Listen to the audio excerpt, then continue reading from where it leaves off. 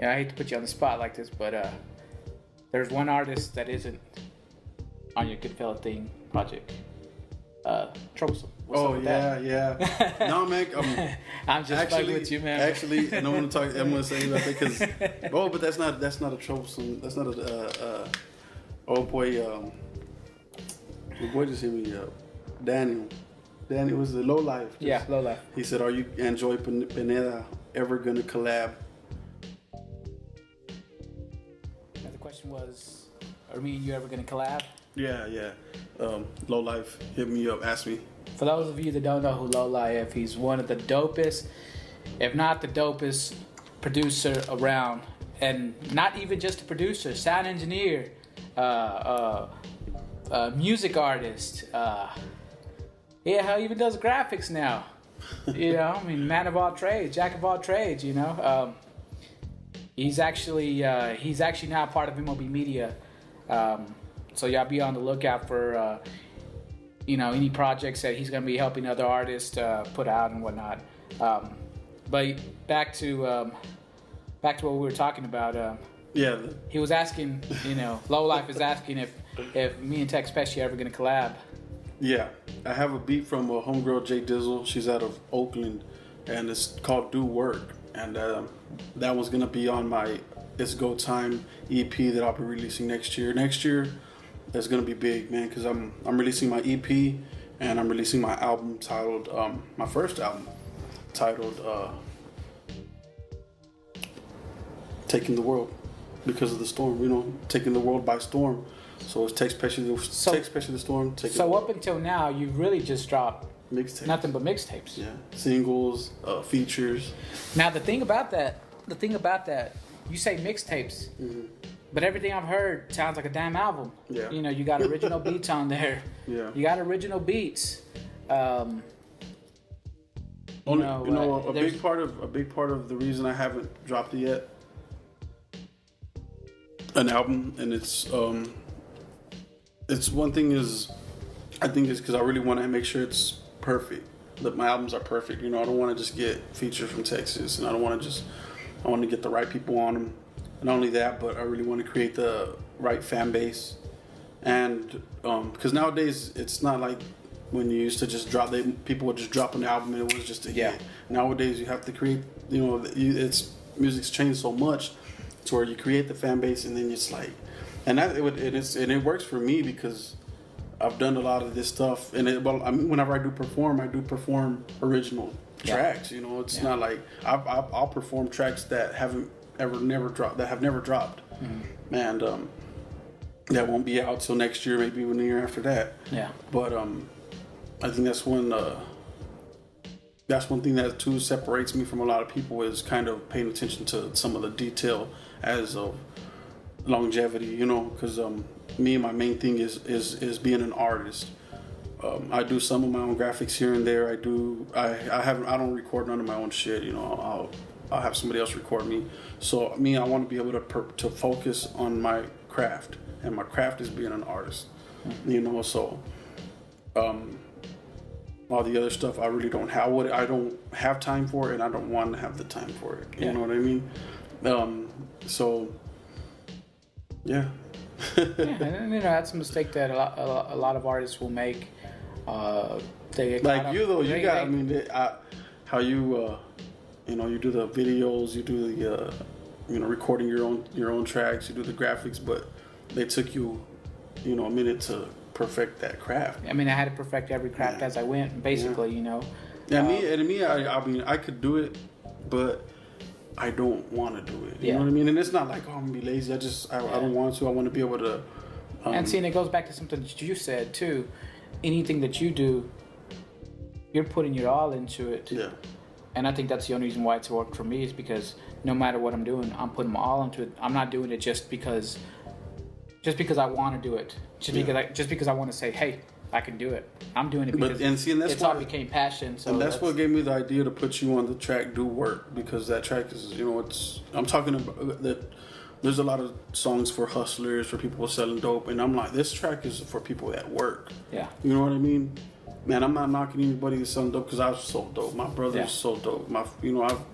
we all so dope. But one thing it is for, man, is for the working man, because I works, you know. I work. I do hands-on work and shit, you know. Yeah. You know, that's, you know, for the days and shit. But I think that's one thing we lost, is that, especially in the ghetto, is a man's position to be okay to work. Mm-hmm. You know what I mean?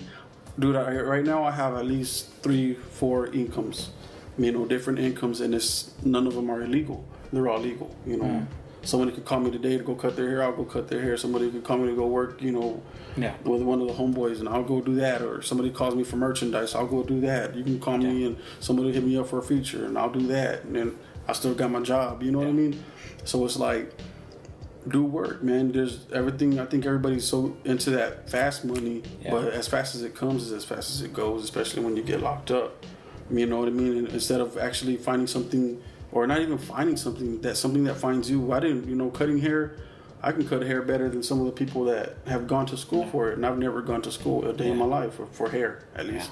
But you know, it's all in wanting something and knowing you want something better than just sitting out there in the street and trying to make a fast buck just to stunt for hoes or something. Yeah. Whatever the fuck they do it for now. Speaking of the whole work thing, you know, that's one thing that I, you know, when I met you, you were already on that path to a better mentality. You were already working towards that. You were already developing to who you are today. Yeah. You had no shame in working a shitty job. Nope. A job is a job. Nope. Job is for sure hustle. Money don't wait for nobody, man. You know, you would spend your last dollars on graphics for me if you needed, you know, whatever, you know, because you were truly about the music. And that's one thing I truly respect about you, because, you know, even people that do have money do not want to, they don't want to invest in themselves, even though that this is supposedly something that they want to do. But you're different than that. Not only are you working for what you got, by, you know, if you got to work 2-3 jobs, that's what you're going to do. And then you're still making time for the music. And that is something that's been lost. And because that's what, like you said, it goes back to like saying knowing my place, man. And I don't know my place for other people to know my place. I know my place to know where I stand, because I'm not really down here, but I know that I'm still got work to get to.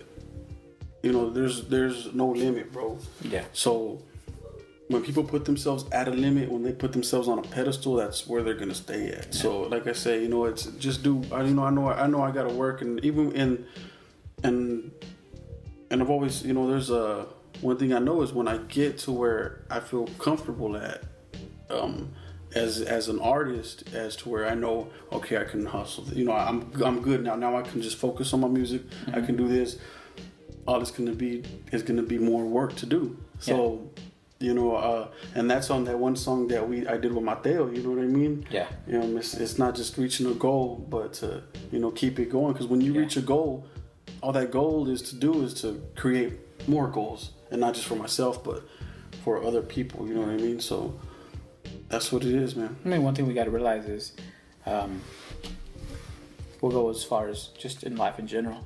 Yeah. We're never gonna cap out on our learning, on our goals. There's always something to accomplish, something to conquer, something new to learn. It's a never-ending process. Yeah. But it's a part of life, and it's the part of life that, if you really take it serious and really realize it, it's a life that can become enjoyable. Yeah. Which is somewhere where I see you're at more now. Everything you do, you enjoy.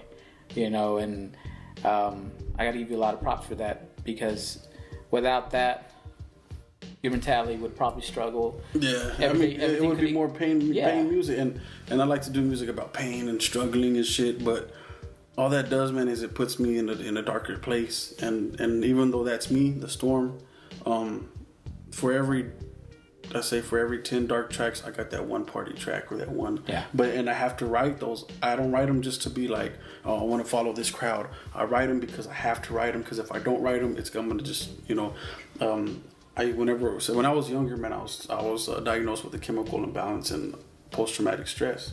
So some of the things sometimes I am my worst enemy, and that's because I fight, sometimes, man, I fight a lot of shit in my head, I can't smoke weed because I have flashbacks, and there's just certain things I can't do because it triggers something, just from having the some of the disorders that you can't see. Yeah. But I know where I have to be, you know what I mean? It isn't something that affects me to where it affects my everyday, part of my life, but I know what boundaries not to cross, with myself. So would you say that your music itself is also a mechanism for you to climb out of your darkness? Yeah. Yeah, because whenever I was, one of the main things that got me into music was writing poetry. And that was because one of my teachers, when I was in elementary, I was probably, I think, first, second grade when I first started writing poetry. And I just hated my environment, dude. I just grew up coming, seeing people smoking dope in the house, seeing my grandfather shoot up, seeing people get killed, the shootings, just all the things that came about here in Midland in the 80s, early 90s and stuff like that. It was like, I had enough, and I was just always quiet. I was so closed down as a child, and my teacher told me just, put everything, write it on paper, and I'm like, I can't write this shit. I can't tell. So she would tell me, just write, if anybody's picking on you, and I was picked on, a little bit here and there, but only because I was quiet. Yeah. And I was a little fat boy, so I was, I didn't bother nobody. Nobody really came at me physically, but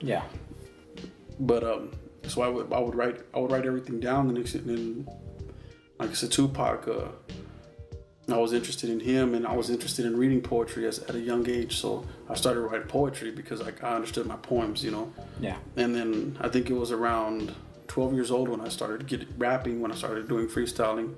And then I was about 17 when I started writing. But up until then, I would still write poetry, but I found a way to turn my poems into rap. But then it was still dark, you know. So, and also shout out to my boy Chilo from Carlsbad, from New Mexico. He was one of the cats we used to bang back in the day, and he's the one that got me interested in writing because he used to write some of the illest shit, and I'm like, dang, dude, I wish I could write. I could freestyle my ass off, but I want to write, So I finally, he helped me out. He helped me out a lot to, get to get the foundation of writing music and shit. But now, speaking of your music, and you've touched a little bit, I guess, they could be, like the guy you just mentioned, he could have been somewhat of a mentor or whatever. Yeah. I want to touch more on, what would you say, you've touched a little bit Tupac being an influence. Yeah. Any other influences that kind of, doesn't have to necessarily influence the kind of music you make, but just influence you in general, to either pursue this music or just one shape way or another, influence you to do what you do today, Well, like today, the main people I listen to is Strange Music, Texxx, and he's one of the illest rappers. And the reason I really like not just his style, but everything he does, everything he says, is because every song you put on of his, it's different subject, different stories, different whatever. It's always different. He's not gonna. Even if he puts 10 dark songs in front of you, they're all gonna be different. They're all gonna be, one might be about his mother, one might be about his kids, one might be about himself, one might be about, just other shit. It's not gonna be, just all one thing. But and his hustle, man. I watched one of the Travis O'Gwen's videos of his the Uprise. Pretty much what got him and Tech going. But really, my main. I say my favorite artist. My favorite artist is MC Breed. As an MC, he was dope. He was just like the way Texxx was, where every song I've heard of MC Breed is different. Rest in peace. Yeah. MC Breed, but that's my favorite artist though. Actually, and a lot of people don't know who MC Breed is, you know. And I'll tell them, you never seen 8 Mile, you know. Yeah. There's I forgot what track it is, but it's with the one with him and Pac. But that's, you know, that's the one. Gotta get mine, you gotta get yours. I gotta get mine. Well, that one, you know, that track's on there. Ain't no future in your front. Just all the tracks he did, you know. Every time I hear one, they're different. His wordplay was dope. So that's one thing, you know, I like to keep about myself. Even if I spit a party song or I spit some dark shit, I want to make sure I say something nobody else ever says, you know, or has said.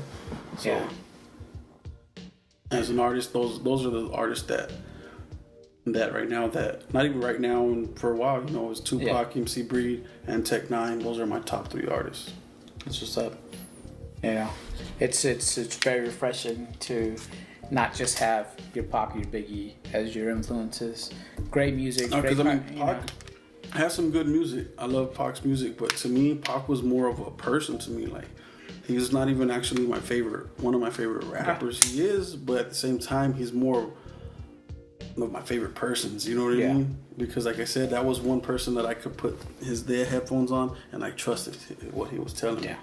Man, it's not that I trusted the fucked up shit. It's just I needed somebody to be like, man, you know, what you're going through, I know it. Because you know, whenever I was listening to the songs that I replay Dear Mama when my mom's, you know, inside getting high or doing her thing, you know, because I'm sitting here, you know, feeling for my mom while she can't feel for herself, while she can't feel her own pain. I'm feeling it, you know. And Mama Don't Cry, that video is on YouTube. So, you know, that's where all that comes from. Mama Don't Cry, Feel My Pain. You know, tracks like that.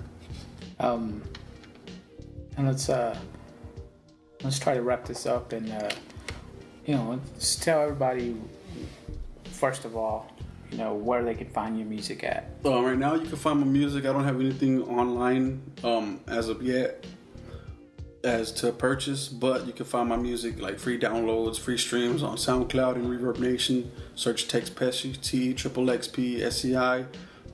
Hit up my Facebook. It's also Texxx Pesci. Instagram, Texxx Pesci 432. You know, TXASPSC 432. Twitter, Texxx Pesci, TXXP. And we'll have all this on the screen. You know, that way. And, you know. I got one more question that I want to answer this. That I was asked just recently, that I had told people to ask me a question and I would answer it. So I think it's only fair to answer as quickly as possible. Nick Dropout's son, he asked me, you know, from the Dropout Boys. Shout out to Nick D.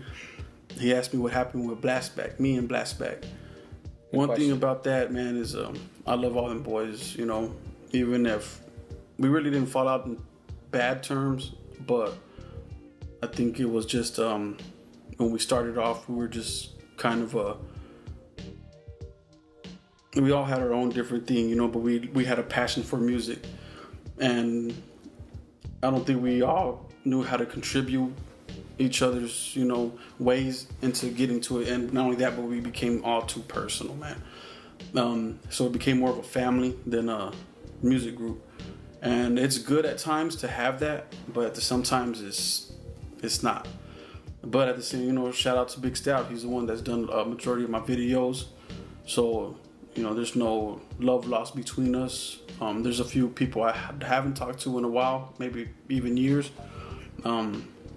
But shout out to Mr. Gomez. I still keep in touch with him.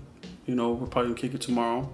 So they're still my boys. They're still my family. They're still my brothers. I still got a place for them in my heart. I'll kill for them. I'll die for them. But music-wise, it wasn't a good venture. Hopefully, and I've been thinking about it. You know, but I'd rather talk to them, you know, first about before I give y'all anything. But you know, there's some things I do want to do with the music and work with them besides doing the videos with Stout. You know. Because at the end of the day, though, that's where I came from, was Blastback. I'm the one that created the name Blastback, and it comes from blasting Blastback, not as, you know, as a gang or as shooting back. It's Blastback as a music, Blastback music. You know, we're making music to get back at people. You know, instead of going out there and shooting motherfuckers, I'm gonna get at you with this music. And that's not. It doesn't even have to mean as in a diss. It just means as in I'm gonna let you hear my story. I'm gonna give you me. you know.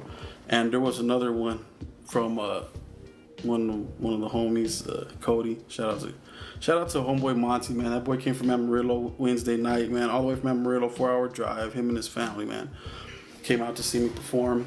So that's some dope shit, man. There's people here. Right, there's people here that won't even drive, 15, 20 minutes, or right around the corner or down the street or whatever. They won't even, family, people that know you, that tell you they'll support you, that won't even drive to the fucking show. Yeah. But homeboy came from fucking Amarillo to the show. That's dope. And what was his name again? Monty. Monty? Yeah. Shout out Monty. Yeah, that's a true cat, man. Yeah, that's. Well, I got a question. What rappers am I beefing with? Really, that question right there, man. That's everybody knows. You know what I mean? That needs to know. Everybody knows that needs to know. It's some foul shit they did, and it's not even something that I'm gonna tell people. You know what I mean? I'm just giving you a quick answer is they ain't nobody fucking important. If they see this, I hope they do. They ain't nobody fucking important. I ain't seen them out and around. I'm always everywhere, man, with the shows, with the artists. I go out and support people. I pay my dues. I don't owe nobody no fucking money, and I don't step on nobody's toes that I shouldn't have to. So it's all about respect, and there's some disrespectful motherfuckers. So the artists that I'm beefing with don't matter. Not in this area. Now, let's go ahead and talk. About that. Let's go ahead and talk about projects. What projects you got out? Okay. And any future projects that you already either have planned out or you have you're wanting to do. Yeah. I have 2 projects out. Burning Hell dropped last year. Growing Cold dropped in, I think, 2014, 13. This year I'm about to drop a Goodfella Thing mixtape. I'm actually really pushing for that, maybe be a free mixtape. The Goodfella Thing? Yeah. Interesting. Like me, I don't mind giving the music, because at the end of the day, I know where I'm at and I know where I'm going. It doesn't bother me none at all. Because like I say, I know in the long run, I see my payoff. And next year, that's why I'm gonna be doing my It's Go Time. I want to do the next year I am gonna do the It's Go Time EP, and I'll be doing the Taking the World album. So far I have beats from J Dizzle out of Oakland. She's real dope. Y'all need to check her out, man. She's produced for Project Pat, Be Legit, I believe. A lot of pretty good names. J Diggs from Thiz Nation. E40, some stuff, shit like that, man. She's dope. My boy Roskama, me and Roskama, we became real close. I've known him, for at least 6 years now, man. And that's what can tell you what kind of person I am, bro. I've been working with some of the same people for years, not just for, a couple of, years. I've been almost working with you for over a year. It's been over a year now. I think it's actually been a good 2 years, maybe 2.5. Time just kind of flew by. It did. But I had going on. It went by so quick. That's the thing, man. It's not like I've just been working with cats just recently. I'm working with some of these people for a while. J Dizzle, I heard her beats like back in 2009, 2010, something like that when she first started, and I was like, dang, she's good, but I don't know. Next thing you know, I go back when I get out of prison, I check out her beats, and man, it's banging. She's fucking dope. And I had to cop some, so I copped like 2 or 3 of her beats. Roskama, I have like 4 beats from him. I have a beat from the Great Scott. And so these beats will be mixed between both the It's Go Time EP, the It's Go Time EP, and the Taking the World album, which will be out next year. I also have recorded the Burning Hell Volume 2, Voices of the Fallen mixtape, which I'm pushing for that to, of course, a free mixtape. And is that already recorded? That's already recorded, man. Recorded with my boy Roskama. I've got features from Boostar from here in Midland. I'm planning on getting Hooligan's Quest from Midland on it. Mike Murda, I think I have him on. I don't have Mike Murda on my next album. My next mixtape. Mm-hmm. And album-wise, there's a few people I want to work with for my album. I do look hopefully to work with Stevie Stone from Strange Music. I have a good hook that I think it will be beautiful with his voice on it, man. If I have that, if I can get that. But yeah, so far that's what I got planned. And I do want to do after that my Burning Hell album. I want to do a Burning Hell album, which will be the City of God, Burning Hell City of God, and that'll be taking it back to my dark shit. Okay. Because taking the world is gonna be all around thing. You know, it's gonna be for the world. It's gonna be a versatile thing. It's go time is gonna be some live shit to, you know, get you live to, man. It's go time. Let you know. Sounds like you've been putting in work. Yeah. You're gonna keep putting in work, and you got a shitload of projects to put out. Yeah, I do. But hey, man, you know what? One thing I gotta say, man, it's rare that I say something and not do it. You know, there's some things if I'm stuck at time, if I'm just caught up in shit, I don't procrastinate, but it's just trying to prioritize everything. Yeah. And so, you know, the videos, I told myself, I there's a way I work, and I don't want to release too much information on how I work, because, you know, some people might fuck up, you know, they'll try it and then fuck it up for me. But the way I work is I work just the way a business would work, man. Yeah. And that's one thing I said on my last interview with Levy from Battle Tactics is I got to take care of Pesci. Texxx Pesci has to take care of Texxx Pesci.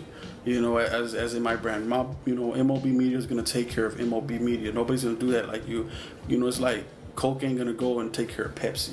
Correct. You know what I mean? Coke is gonna take care of Coke. Whatever product they got, that's their product. That's it. They ain't gonna go promote for Pepsi. They ain't gonna do none of that shit. Yeah. You know, that's them. You know, it's. I'm not in competition with nobody, but I am gonna take care of me. Yeah. That's the way it should be. Yeah. But I will say that Texxx Pesci's formula is only Texxx Pesci's formula. Even if someone tried to duplicate your formula, it doesn't mean that it's going to work for them. No. You know, chances are it's probably not going to work for them, for the simple fact that they're not doing themselves. Yeah. It's because I didn't make a name for myself. Expect for somebody to come. Yeah, you know, I did not make a name for myself by just, you know, copycatting someone else's style. Yeah. Or the way that they do things. Did things the way that I needed to do, and I saw fit, and constantly just adjust. Yeah. You know, so I mean, you know, you got a formula that works. Keep moving. Keep pushing. It's go time. Yes, sir. You know. It's go time, man. And that concludes first episode of Behind the Mic. Texxx Pesci, Troublesome, signing off. M.O.B media.